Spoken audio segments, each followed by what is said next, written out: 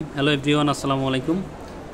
দেশ এবং প্রবাস থেকে যারা আমার এই ভিডিওটা দেখছেন সবাইকে একরাশ প্রীতি এবং শুভেচ্ছা জানিয়ে শুরু করছি আজকের প্রতিবেদন। দর্শক, আজ 17 জুলাই 2025 রোজ বৃহস্পতিবার আমরা আজকে কাজী বাজার অবস্থান করছি। তো আমার সামনে দেখতেছেন খুব ভালো মানের পেঁয়াজ।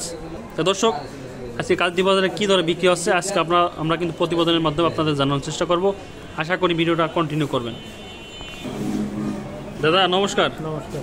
কেমন আছেন দাদা? ভালো আছি ভাই, তুমি ভালো আছো? এই তো আলহামদুলিল্লাহ। তো আজকে আপনাদের কাজী বাজারে কী দরে পেঁয়াজ বিক্রি হচ্ছে?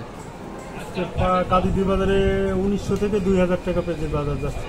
আচ্ছা, তা আলহামদুলিল্লাহ দীর্ঘদিন পরে পেঁয়াজের দামটা একটু বাড়ছে। হ্যাঁ, এটা কৃষকের জন্য মঙ্গল, পেঁয়াজের দামটা বাড়ছে। তাই এই বাজারটাকে আরও কি কিছু কিছু বাড়তে পারে কিনা সামনে? আমার মনে হচ্ছে বাজারটা না বাড়লেও কমবে না যদি এলসি না হয়, বাইরের পেঁয়াজ না আসে, বাজার কমবে না, বাড়ার সম্ভাবনা কম। তার কারণ পেঁয়াজ আছে, যথেষ্ট পেঁয়াজ আছে। মানে দীর্ঘদিন পরে যত বাজারটা আস্তে আস্তে উঠছে, এই বাজারটা মনে হয় কমবে না, নাকি মনে হয়? এই বাজারটা কমবে না সম্ভবত, তো বাড়ার সম্ভাবনাও কম। এইভাবে আস্তে আস্তে ধীরে ধীরে বাড়তে পারে, ধীরে ধীরে বাড়তে পারে। আমদানি আছে। এলসির ব্যাপারটা কি বললেন দাদা? এলসি যদি না আসে, এলসি না আসলে এটা কৃষকের জন্য মঙ্গল, দেশের জন্য মঙ্গল। দেশের টাকা দেশে থাকবে, আচ্ছা, দেশের পণ্য দেশে বিক্রি হবে। তো এলসির ব্যাপারে জানেন যে কোনো এলসি মানে কবে কি আসবে, কি এই বিষয়ে কি জানেন কিছু? না, এই ধরনের আমার কাছে এই ধরনের কোনো নিউজ নাই, আমি কিছু বলতে পারবো না। আচ্ছা, এলসি আসবে কিনা এটা আমি জানি না। জানেন না? যত আপনার ব্যবসা করেন আপনারও তো আসলে দামটা কমে যাবে। তার আহামরি যেহেতু দাম বাড়ছে এর জন্য এলসি আসার সম্ভাবনা থাকে। বাজারটা তো 50-এর উপরে চলে গেছে, এই জন্য এলসি আসার সম্ভাবনা থাকে। আসছে কিনা এটা আমি জানি না। এটা জানেন না? তা বর্তমান কৃষকের ঘরে কি পরিমাণ পেঁয়াজ আছে আপনার কি মনে হয়? আমার ধারণা কৃষকের ঘরে যে পেঁয়াজ আছে সুন্দরভাবে আমাদের দেশে চলে যাবে এবং দেশের মানুষের চাহিদা মিটে যাবে। আচ্ছা, আমার টার্গেট, যেহেতু আমরা বৃহত্তম পেঁয়াজির অঞ্চলের লোক, ফরিদপুর আমাদের মধুখালী এরিয়ায় অনেক পেঁয়াজ হয়, কাদিদি মধুখালী এরিয়ায়।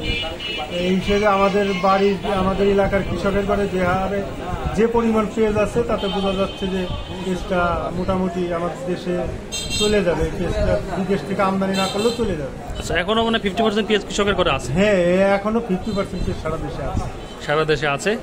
তা মোটামুটি এখনো যে পেঁয়াজ আছে আমাদের দেশে স্বয়ংসম্পূর্ণ, বাইরে পেঁয়াজ আনা লাগবে না? না না, বাইরের পেঁয়াজের কোনো প্রয়োজন নাই, এবং বাইরের পেঁয়াজ আনলে দাম কমে যাবে এবং আমাদের দেশের কৃষক ক্ষতিগ্রস্ত হবে, প্লাস সামনে উৎপাদন কমে যাবে। দাদা, আপনার কথার সাথে একটু কথা মেলাতে চাই যে এলসি যদি এখন আনে তাহলে কিন্তু তারা লস খাবে। এলসি আনলে তো লস খাবে, এলসি আনলে তো পুষাইতে পারবে না। এই যে দাম আছে এই দামে এলসি আনে পুষাইতে পারবে না। যারা ইম্পোর্টাররা আছে তারা কিন্তু লস খাবে, এই জন্য কিন্তু এই দামও কিন্তু আসবে না। এলসি ইম্পোর্টাররা লস খাবে, এলসি এই দামে আনলে লস খাবে। দেখা গেছে গাড়ি পেঁয়াজে 1 থেকে 1.5 লাখ টাকা লস খাবে। এলসি আনলে আমার দেশি পেঁয়াজের তো দাম পড়ে যাবে, তখন তো ওরা লস খাবে আরো বেশি। এই জন্য সবকিছু বিবেচনা করে কৃষকদের বিভ্রান্তির কিছু নাই যে এলসি আসতে দাম কমে যাবে। আপনারা নির্দ্বিধায় আস্তে আস্তে করে পেঁয়াজ হাটে আমদানি করেন, আস্তে আস্তে করে বেচেন। আমার বিশেষভাবে সরকারের কাছে অনুরোধ যাতে এলসি না করে, এটাই আমার তরফ থেকে, আমার পক্ষ থেকে অনুরোধ। শুধু আপনার একার না, হাজারো কৃষকের অনুরোধ এটা, যাতে আমাদের দেশের কৃষকরা টাকা পায় এবং পেঁয়াজ যদি টাকা পায় তাহলে সামনে বছর পেঁয়াজ চাষের যে আগ্রহ, সে আগ্রহটা কৃষকদের মধ্যে বাড়বে। অবশ্যই বাড়বে, অবশ্যই। আর আমাদের দেশের টাকা আমাদের দেশেই থাকবে। দাদা, অনেক ব্যস্ততার মধ্যে আমাদের একটু সময় দেওয়ার জন্য আপনাকে ধন্যবাদ। নমস্কার। নমস্কার, ধন্যবাদ। তো দর্শক, এত সময় আমরা কথা বললাম কালিদি বাজার বিশিষ্ট ব্যবসায়ী দাদা বিপ্লব কুমার দাস, তার সাথে কথা প্রসঙ্গে আজকে আমরা জানলাম কালিদি বাজারে আজকে 1950 থেকে 2000 টাকা কিন্তু পেঁয়াজ আজকে ক্রয় বিক্রয় হলো। তাই ছিল আজকে কালিদি বাজার থেকে পেঁয়াজের আপডেট। তো সবাই ভালো থাকবেন, সুস্থ থাকবেন, দেখা হবে আবার অন্য কোনো ভিডিওতে। আসসালামু আলাইকুম।